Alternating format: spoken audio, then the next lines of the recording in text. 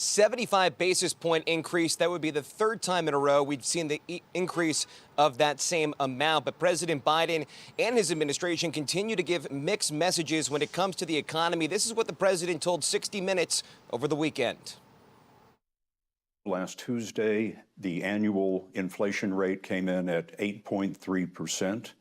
The stock market nosedived. People are shocked by their grocery bills.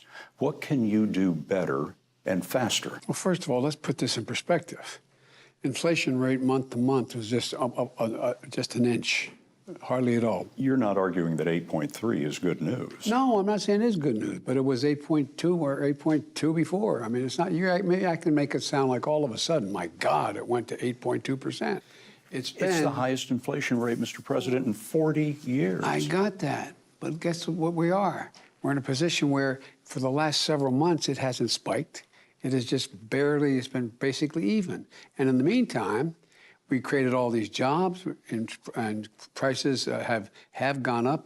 His administration's messaging on inflation has been proven wrong time and time again over the past year. Here's Fed Chairman Jerome Powell last August. Inflation at these levels is, of course, a cause for concern. But that concern is tempered by a number of factors that suggest that these elevated readings are likely to prove temporary. And just 3 months later, when asked about Democrats' spending package, then White House Press Secretary Jen Psaki said none of the experts were concerned it would drive up inflation.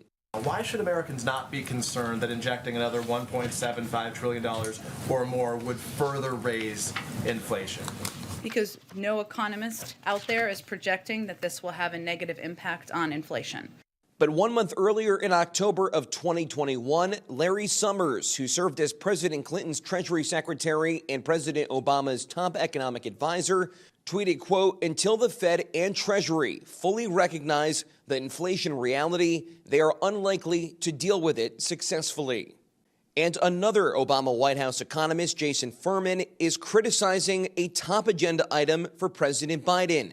Furman says, quote, "Pouring roughly $500 billion of gasoline on the inflationary fire that is already burning is reckless. Doing it while going well beyond one campaign promise, $10,000 of student loan relief, and breaking another, all proposals paid for, is even worse."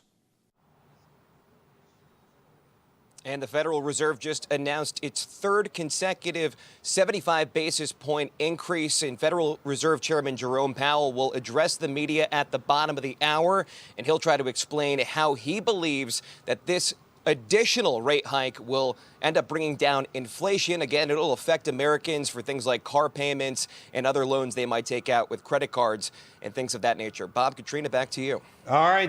No crooked establishment. None of that twisting the truth. No talking down to me. Don't tell me how to think. Don't tell me how to think. Don't tell me how to think. I trust Newsmax. Newsmax. They don't tell me how to think. They let me decide. Newsmax. Real news for real people.